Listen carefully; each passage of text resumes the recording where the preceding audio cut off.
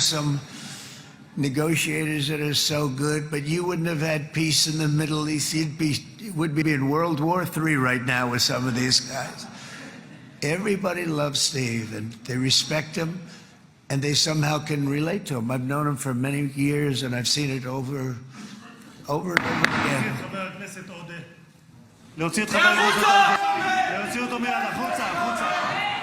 החוצה. להוציא גם את חבר הכנסת כסיף. להוציא את חבר הכנסת כסיף מהאולם. להוציא אותם מיד.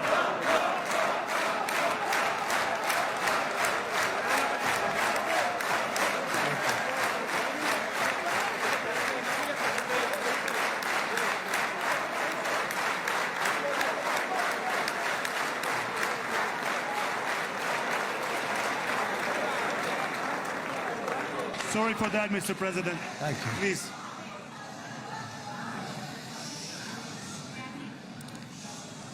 That was very efficient.